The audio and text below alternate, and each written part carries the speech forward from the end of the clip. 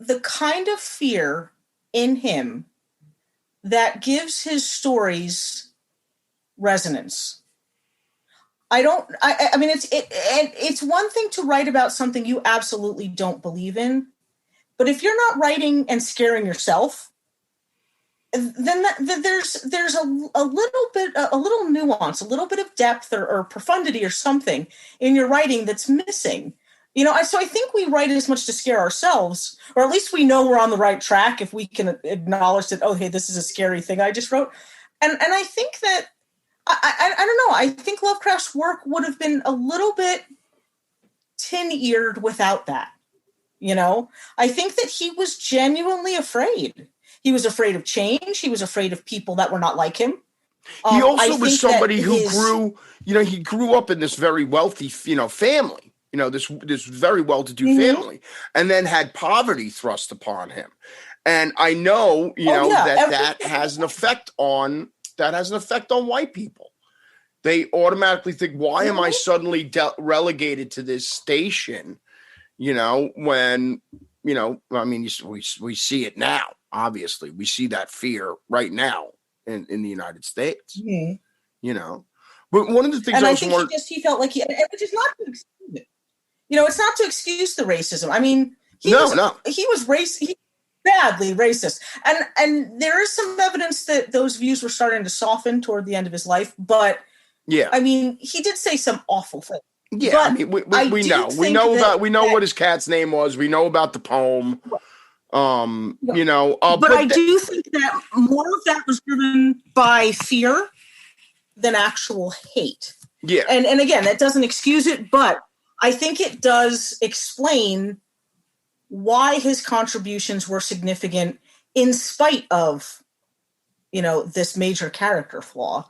Because I think he did have a genuine, he was writing from a place of genuine fear. And to me, that's where the most effective horror comes from. It's like the reason I think, say, something like The Exorcist was so popular is because William Peter Blatty believed in it, wholeheartedly believed in the possibility of demonic possession.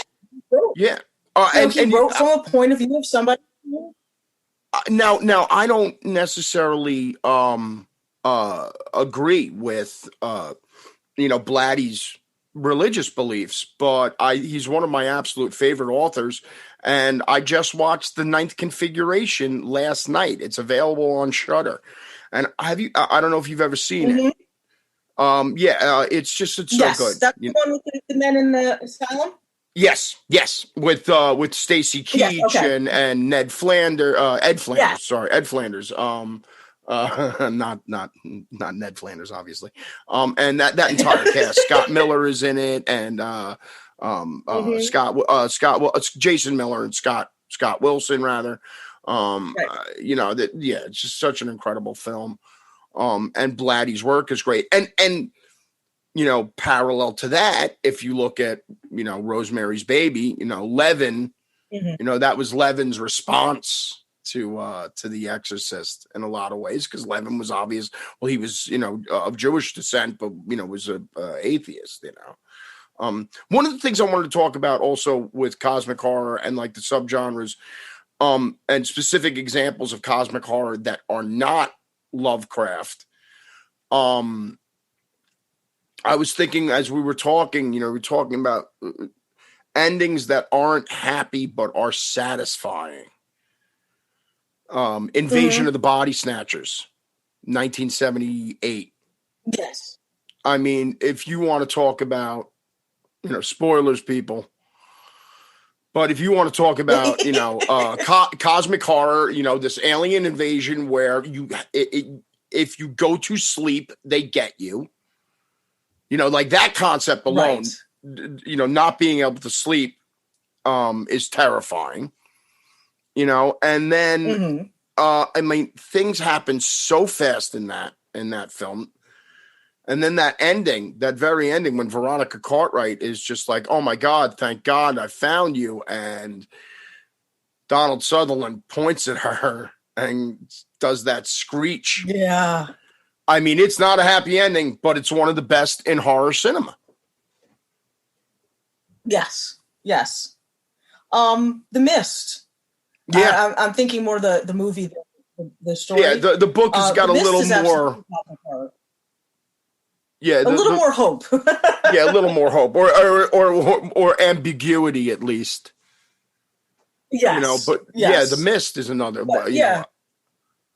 Now it's like, and also like this cosmic horror, like Event Horizon, I guess is definitely a cosmic horror film, right?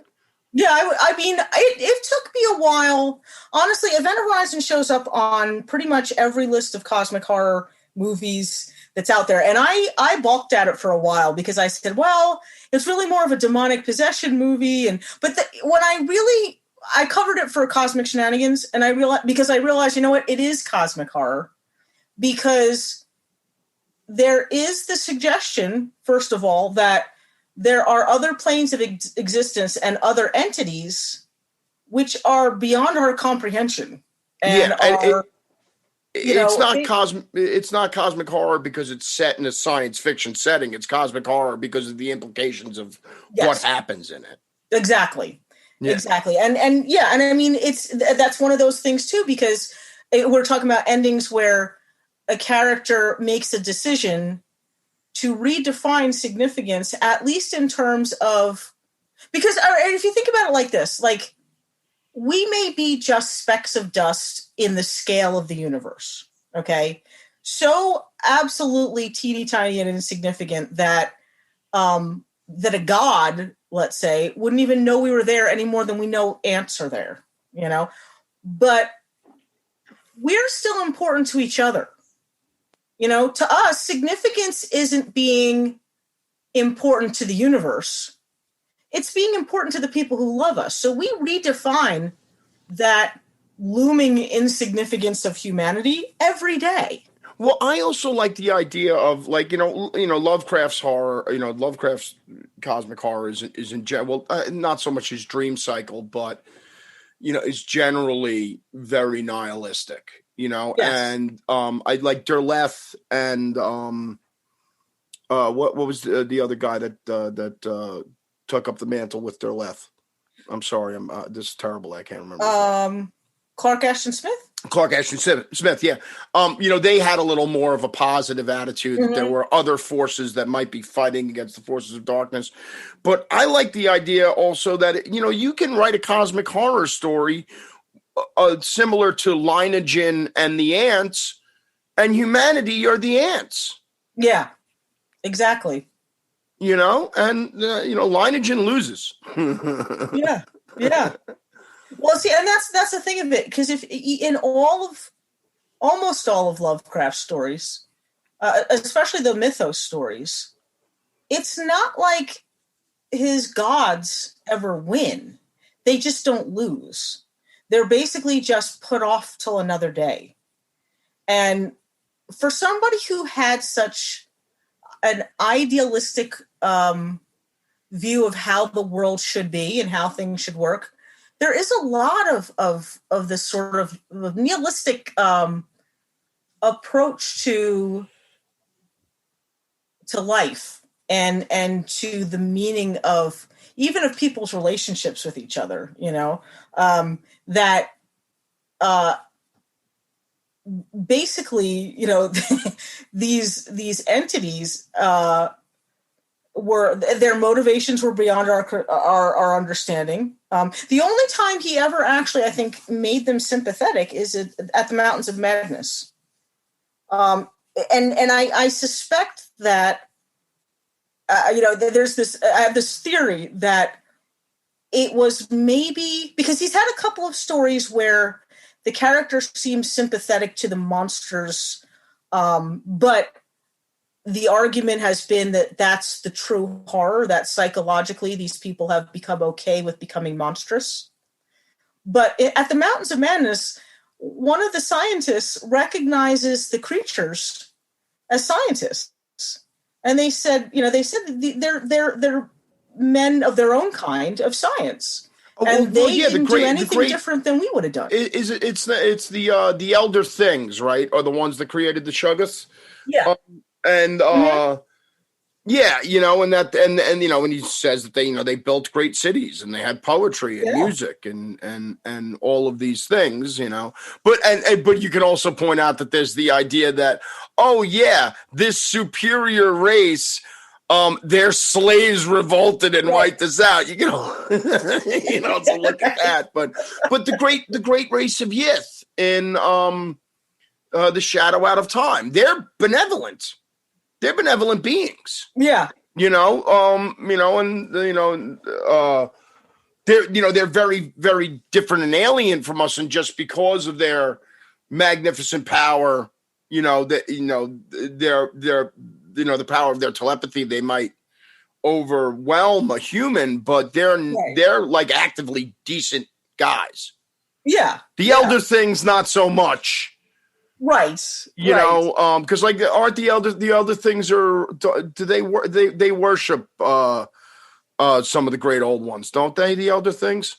Yeah, my understanding was until that point, Lovecraft had never, he'd never really given them sides. Like, he never said these are the good guys, these are the bad guys. But he did say that the elder things revolted against the great old ones. And he implied that the great old ones were using their magic in bad ways, and that the elder things got tired of it and fought back, and that there was this sort of battle back and forth until the Shuggoths rose up, and the Shuggoths allied themselves with the great old ones, and the great old ones lost. Yeah, so they were relegated to beneath the sea or to parts of starless space. They were basically banished.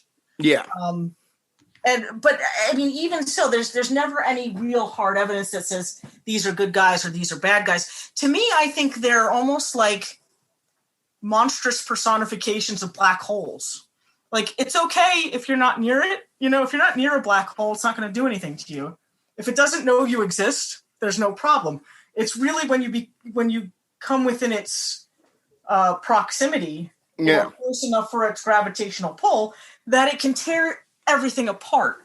So I think that there's much more of a sense of indifference, the way a storm is indifferent to the damage that it does, or a typhoon, or a tidal wave or something. Yeah. I think that's the horror there. It's that we're powerless against this force because it's greater than us. It's greater than us physically. Sometimes it's greater than us mentally and spiritually and emotionally, and it can wreak absolute havoc and just do total devastating damage. And to me, Cosmic Horror really looks at, well, then what do we do faced with this knowledge? See, for Lovecraft, it was the great revelation of this other force, of this cosmic force, was the horror. But modern Cosmic Horror takes it a step past that and says, yes, the great revelation of this is horrific, but what's even more horrific sometimes is our reaction or response to it. Right on. So now let me ask you, can you give us a couple of selections of Cosmic Horror you really love that is not Lovecraft? That's not Lovecraft. Yes. As far as, say, something like movies go, I would say The Endless is definitely one of them. Yeah. I know The Color Out of Space is an adaptation of Lovecraft, but it's a good one. Yeah, it is, definitely. I really liked it. You know what? Well, let me look at some of the ones I've covered in Cosmic Shenanigans, and I'll tell you which ones I think. I'll tell you, Robert E. Howard. Some of it overlaps Conan stuff. Yep. But he wrote some really great some Cosmic Horror, like and one of them was I forget what it's called. I want to say it was. No, it couldn't have been the Blackstone set. It was, I don't know. The name of it will come. Oh, the Black Stone. The Black Stone. Yes. I think was one. Yeah, I remember reading that. The Damned Thing. By Ambrose Bierce, yeah. I think that the Women of the Wood I'm trying to think what else. The Willows. House on the Borderland is I like it as a cosmic